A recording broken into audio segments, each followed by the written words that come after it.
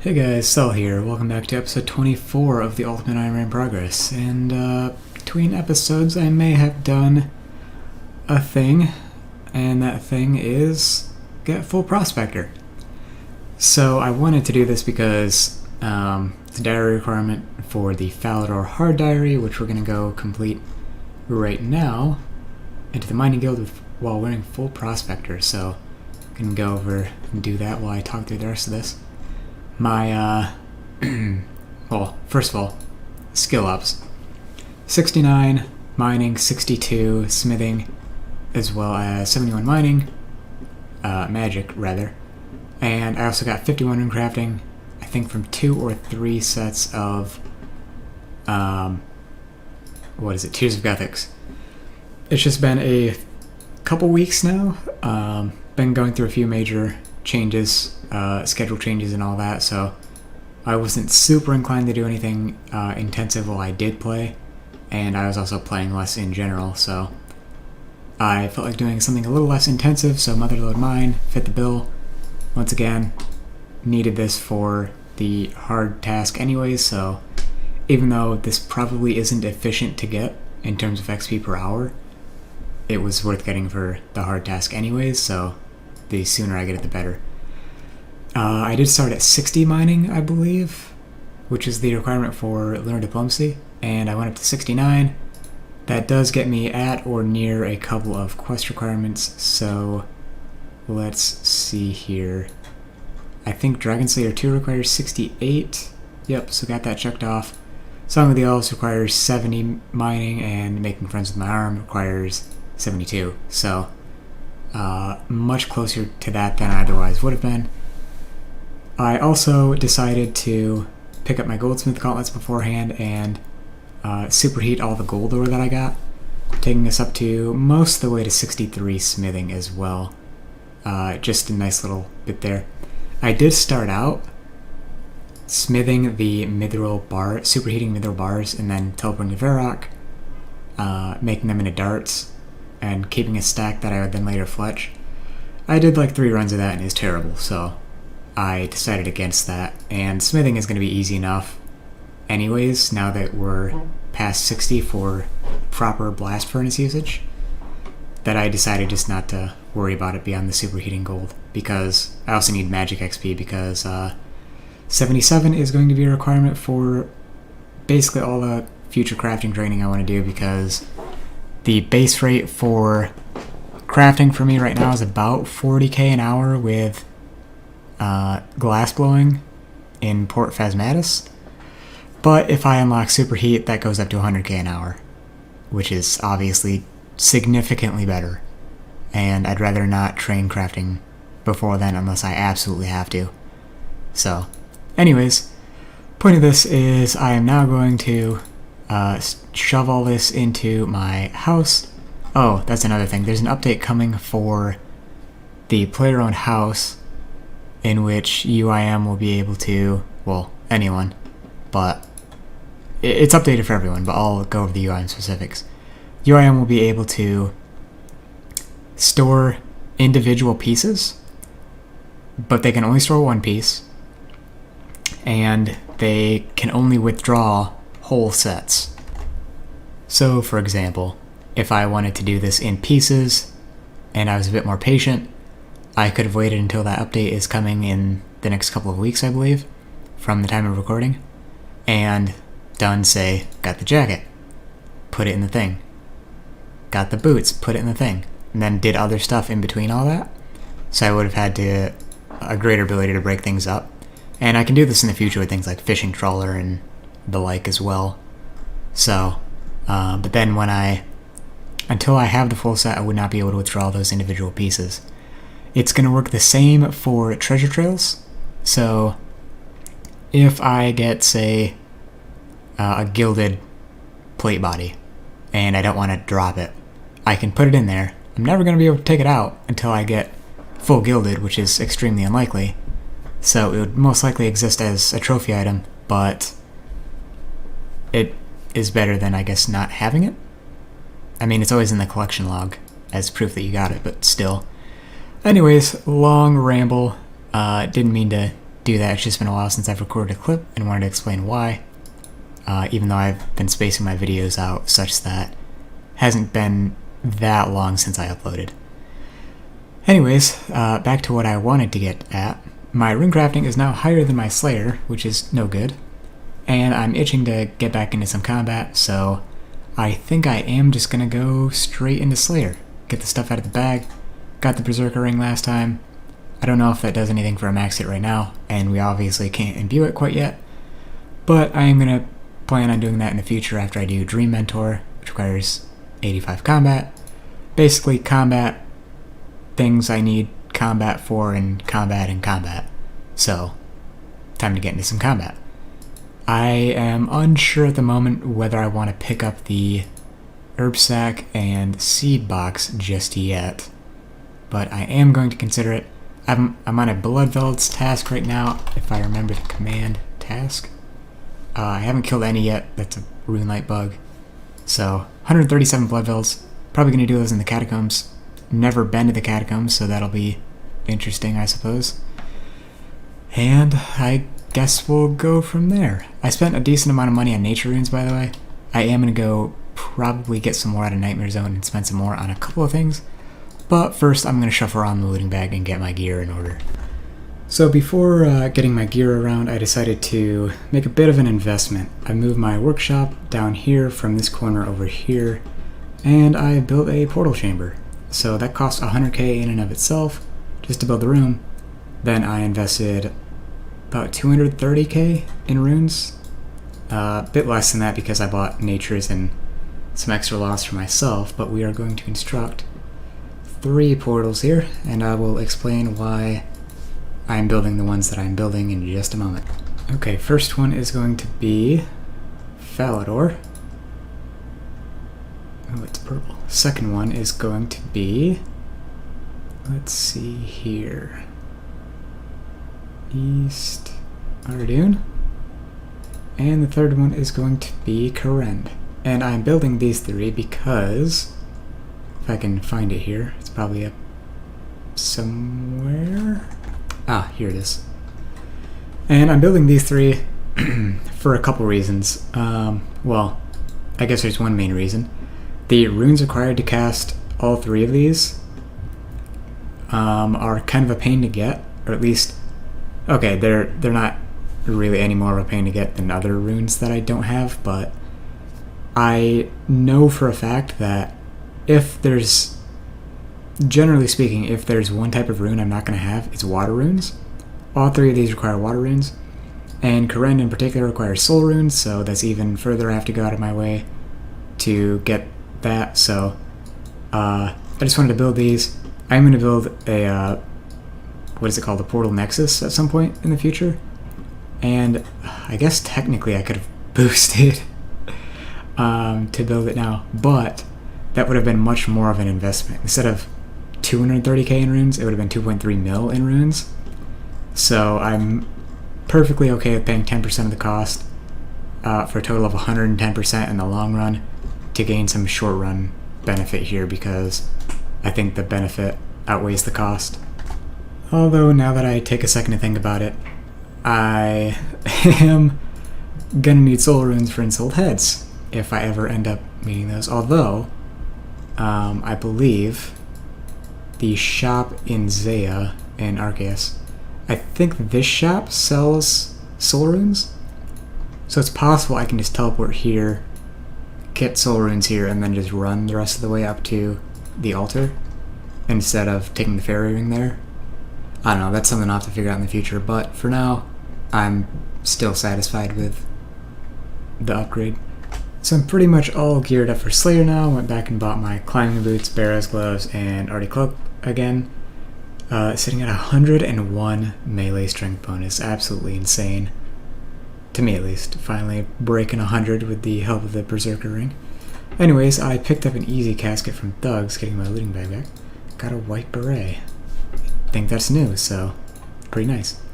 Can elk that, drop that. Well, okay, I guess I gotta go put this in my house, but I've decided I'm gonna make these Irits into super attack potions because I've got a lot of looting bag space, and if I need to spend another one on Irits again, no big deal. But it'll be nice to have super attacks and super strengths if I'm going to be training Slayer for a bit. And here's 62 Herbler. We only have a couple thousand XP off of that. We're going to get decently close to 63. Alright, there's the last of our potions made. 59% of the way between 62 and 63. Ending with 684 super attacks.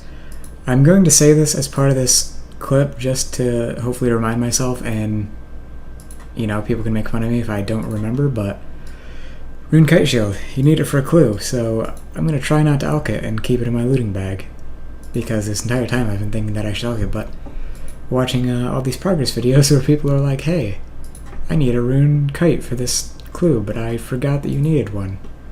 So hopefully I can get a stash for that at some point. I think, can you store a normal rune set in the POH? I don't know. Anyways, I've supposed to be a Slayer focused episode and we're 11 minutes in, so I'm gonna get to a Slayer task. Almost missed it, but there's 52 Slayer. I'm gonna take a break now and attempt this hard clue. Also picked up 67 strength because I was closer to that than my attack level, and 62 hit points. Gonna switch over to attack until 63, and then we can pick up a defender at some point. So close, but we got a wilderness step, so I'm dropping it. There's 53 Slayer, also nearing 63 attack, and we'll be at the requirement for the Warriors Guild. I did not expect to hit that this task for some reason, but these things give like 700 something XP each, I think, in your combat skill of choice, of course. I've gotten some very interesting drops so far. Plenty of blood runes as expected. Bunch of money worth of alchables. I've had 3 rune med helms. Beyond that, I've hit the rare drop table twice now. Once for 3k coins, once for a runite bar. Don't think I'm going to be able to use it, and I'll probably end up alching it unless I can think of a use for it, but I don't think I want to hold on to it for an obscene amount of time, and I'm probably not going to do the mithril plate body method to get like runite limbs or something. But I'll have to think about it. I can hold on to it until then because I've got plenty of backspace. Decided to come over here and finish up the task at my Ensouled Heads. I got 7 of them, which is a little above average from what you'd expect. Okay, Runelite was wrong, which means I guess it's a good reminder that I'm still in this spellbook, because I still have to go kill another one, I guess. I should really know by now better than to trust this thing. There we go, 12th task, apparently 10 points. Now that this is finished, I believe before I get too far into actual Slayer, I do want to pick up some defenders. So I'll probably go and do that, and I might do that to wrap up this episode. But I do also want to mention that I saw this thing a few weeks ago about boosting, or like a boosting guide on Reddit for Turiel. So I thought in RS3, which is the game I'm more familiar with, that if you get a task from Turiel, it resets your streak no matter what, even if, or at least it doesn't count towards your streak, something like that. In old school, even though he gives no points, he counts towards your task count for some reason, which doesn't really make sense to me, because the task streak is all about points anyways, and so if he doesn't give any points, why does he count towards it? But for some reason it does, and so you can do like 49 tasks at Turiel, which doesn't take that long because they're all super easy, and then do a 50th at Konar, or like a 10th or 25th or 100th, whatever milestones you want to do Konar task at. And that is a good way to boost your early Slayer points. I still want to consider whether or not I want to do that, because it might just be better overall to do regular Slayer, depending on depending on, if I can speak, the rewards I want to get. So I'll have to check that out next time I go to a Slayer Master or in between clips or something. And actually I can probably check it out at Turiel, because I'm going to go to the Warriors Guild at some point and get defenders.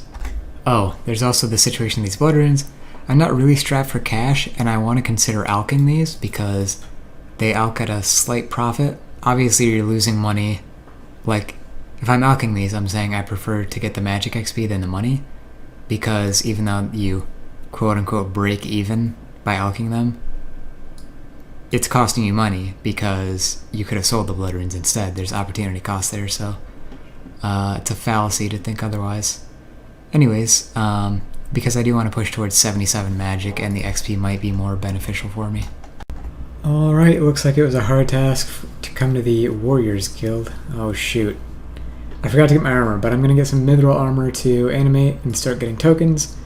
And I have decided I am going to alch the blood runes because that'll be a decent chunk of magic XP, and it's something I can do while doing combat or a few other things. It's 0 time is what I'm getting at, so I'd rather, effectively spend the money to get the free magic XP, or the 0 time magic XP, because this is as cheap as alching is going to get for me. Another nice thing about the Warriors Guild, and something that a lot of UIM take advantage of, is the food here. Potato with cheese, bass, stew heals quite a bit. I don't know how much potato with cheese heals, but I think that's the go-to food that people use from here. And this place also has potions. Very cheap. Probably end up using these while I'm training here. I'm also going to be switching to defense until 60, so I can of course wield the Dragon Defender once I get it. Finally got the Bronze Defender. Got almost up to 57 defense between that and the animated armor. 62 kills, so a little dry.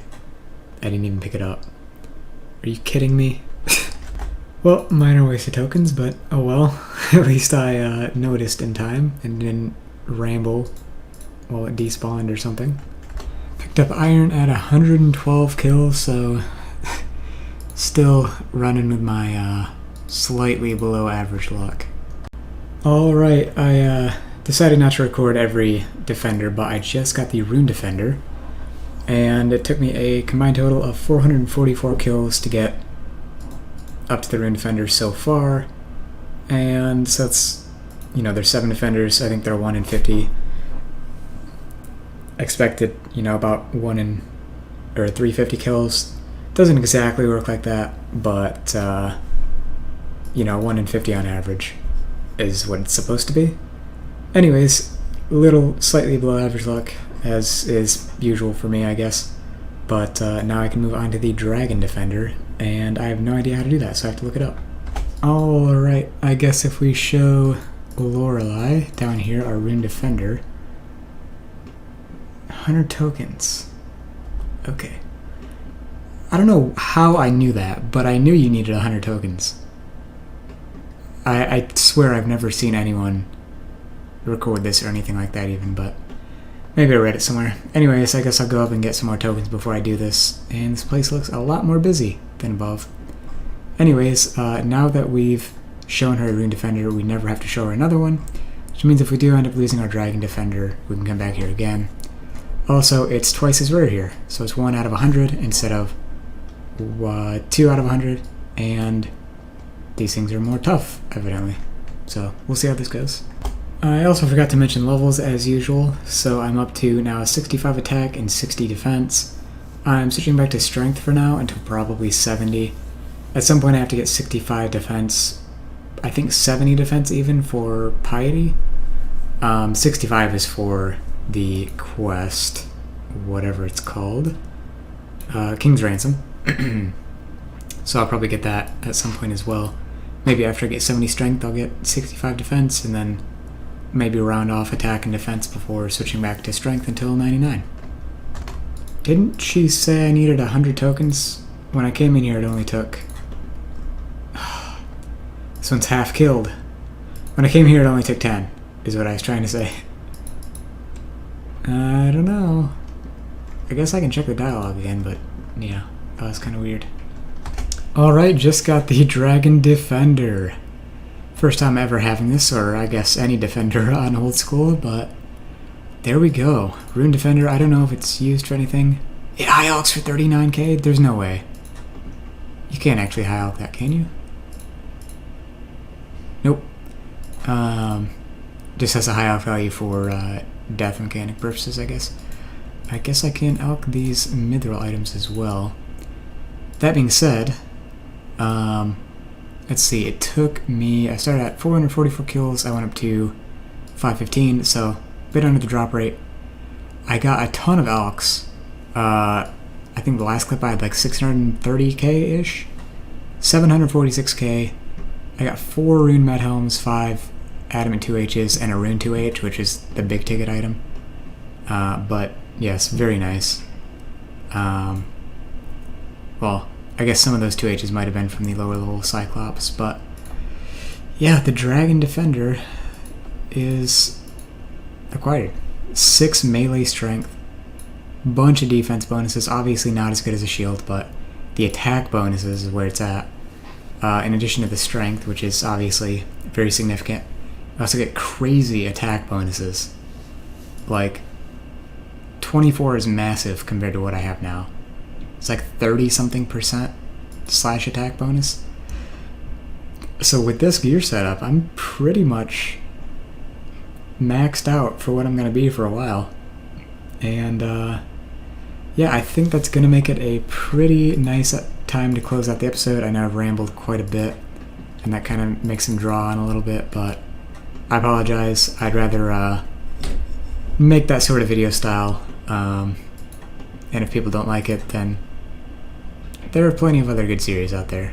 I'm just trying to fill this niche that I know I tend to like, which is people talking about things relevant to me in the background. And so that's what I'm doing. I'm talking about RuneScape for people that are hopefully playing RuneScape in the background.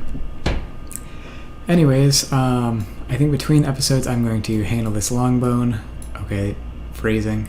I'm going to... Well, I was going to say give it to somebody, but that doesn't sound great either, does it? I'm going to turn this in at whatever the guy's name is for construction XP, and probably find a stash unit that uses this kite shield and go build it. So I don't have to worry about accidentally misplacing it or turning it into money. Anyways, I hope you guys have enjoyed this episode. Kind of an uneventful one, but an important one nonetheless. Got quite a few combat levels. We're on our way to 85 for Neve and Dream Mentor, both very relevant piece of content. So, well on our way there, and I think I'm going to get back into Slayer. I still have to mull over whether I'm going to do the point boosting method or not. I might give it a try, and if I end up feeling alright about it, then I might do that until I unlock some important Slayer point unlocks and build up a buffer for skipping tasks and such. Anyways, once again, hope you guys have enjoyed the episode. If you did, feel free to give it a like, and I'll see you next time. Peace.